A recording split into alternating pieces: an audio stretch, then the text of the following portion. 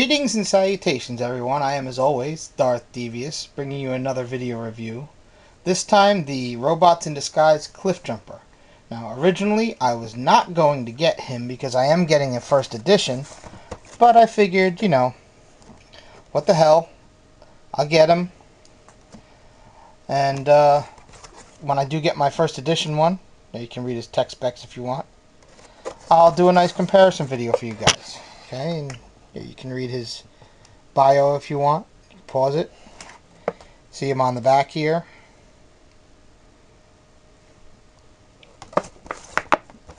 So, I don't think he looks bad in the packaging and his robot mode. There you can see the other wave mates, Wheeljack and Soundwave, and of course, 800 bumblebees.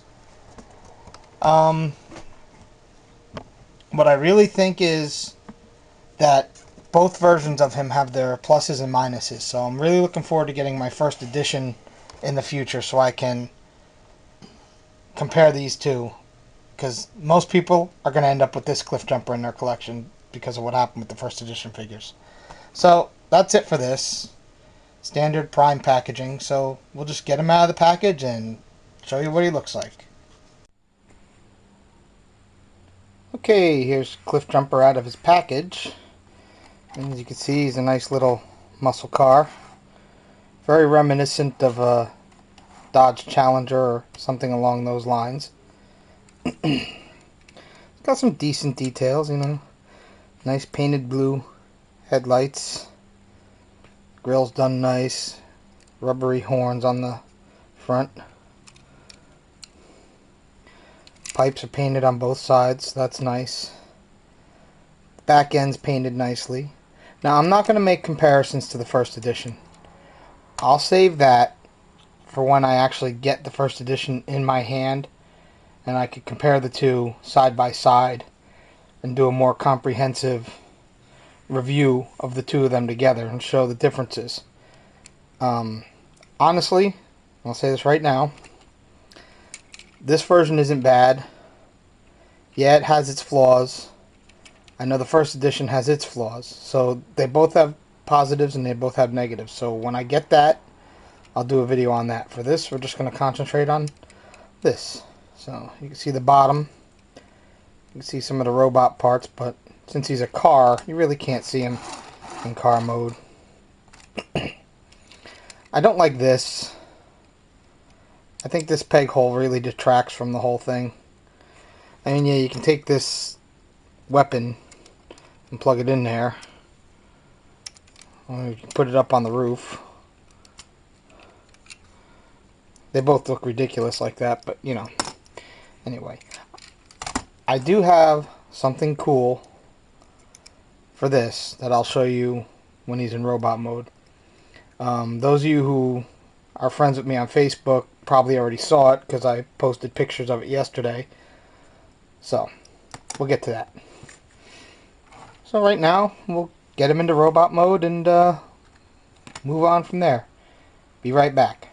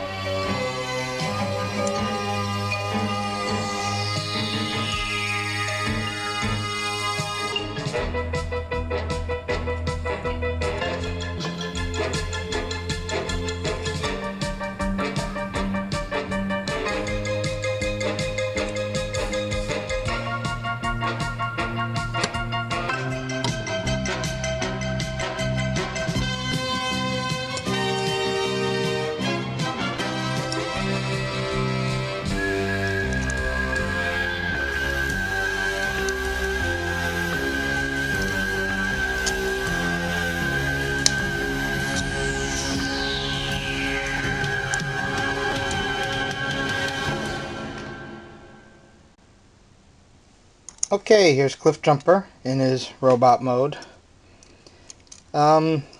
It's not bad. It's not show accurate. The feet kind of are. The shoulders, they kind of look that way, but the actual show model has the red part black and this gray part is red. So I'll probably go at some point in time and paint that up the way it's supposed to be. The chest, yeah, it's a cheat. Chest was on the bottom of the car, but it works. It looks good. His head is on a ball joint, so can you smell what the cliff is? Whatever. Yeah, I'm not the Rock. Anyway. Let's see. Focus. Come on, focus. Okay, he's got a nice little head sculpt. I'm trying to get the light piping to work because if you look on the back of his head, it's clear. And what they did is they actually painted translucent blue to just the pupils of his eyes. So you have the clear on the side and the translucent blue. Let me bring in the light and let's make it a little bright. Let's see if we can see this. I don't know if it's coming up on the camera, but yeah, it gives his eyes a nice bit of life to him, considering the character lasted 5 minutes in the show and died. Anyway, his legs are okay. They look a little stubby, and his arms look a little long. I think that's just a trait of the Prime figures to have a lot of the proportions be odd like that. What's also odd is, I don't know if the camera's going to pick it up, but his hands, like right here, they've got molded in some detail to make them look rough. I don't know why. He's got that same detail on his shoulder here. So, I don't know if the camera's going to pick that up. Try. Alright. Some of my problems with this mold. Yeah. This is crappy. That's not a good arm. And he does have a double jointed elbow, but because of the way the arm's designed, you still don't get that much movement. And he has a swivel. As you see, he's got a joint here and another joint underneath it, but he's still, yeah, just doesn't move very well. His arm likes to come untabbed because there's only one little tab here holding it together. His wrist is on this weird ball joint. It's not a ball joint where you can rotate it all the way around, but it can go like that or like that. Why you'd want that, I don't know, but that's kind of joining it. He does have a ball joint there. He does have a waist, which is a nice bit of articulation that some of the Prime figures have, some of them don't. His feet are on ball joints. They're a little loose, but they still give him enough support. He's got a nice knee that really has a lot of bend. That's mainly because, if we turn him around, the back of his legs are completely hollow. And for some reason, he's got molded fake wheels in red on his backside. So, yeah, there's that. He's a little hollow on the inside. I mean, hello, there's my hand. Yeah, that's not really necessary.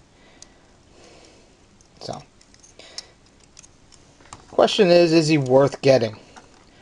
Well, the problem is, most of us are going to want the first edition. He's hard to get.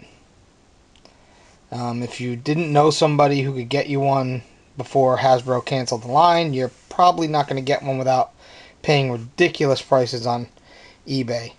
So, that being said, if you like the character, or you just want a Cliffjumper from Prime in your collection, this is pretty much all you're going to get.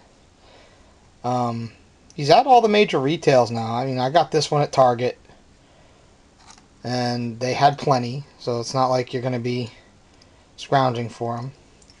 And we'll discuss his weapon. Here's his mace thing. Yeah, it's kind of goofy, kind of odd, and you can make him hold it like a gun. If I can get out of his clawed hand. So yeah, you can make him hold it as a gun. And it looks okay. But what I found out is you can take it.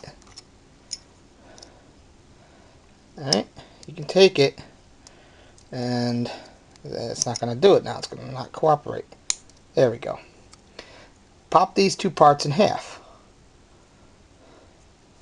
And you can take this, see the hole in the front? Slide it through there. It wiggles back and forth, but not too much. But that actually comes in handy, because then you can take it, put it in his one hand, bring up his other hand,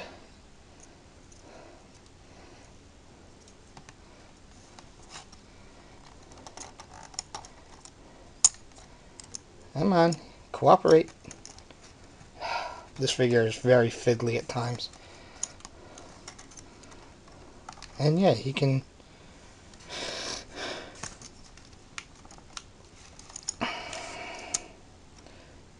Yeah, now he's got a nice gun. Ready to take out some Decepticons with his Cybertronian Tommy gun. So, there's that. Quick size comparison. Here he is with Ratchet. You see Ratchet's taller. Not bulkier, but he is taller. Just by a little bit. So, final thoughts. Is it worth getting a character who was in one episode of the show and got killed 5 minutes into the show? I don't know. Some people want him because The Rock voiced him. Some people want him because he's Cliffjumper. You gotta have a Cliffjumper. For me, he is what he is. He's not perfect. Far from it. He's decent. I mean, he's nowhere near as good as this guy. And this guy, for me right now, is the best figure in the line. I don't have everyone, but from what I've seen so far, he is the best figure in the line. So that's going to be it. I really didn't think of a gag or anything to go to the end of this video. And I'm not going to try and force it. If I can't think of something funny that'll make you guys laugh, it's not worth it. So, until next time, all you guys, be good. Or Cliffjumper's going to come and blast you with his Cybertronian Tommy gun. I'm out of here.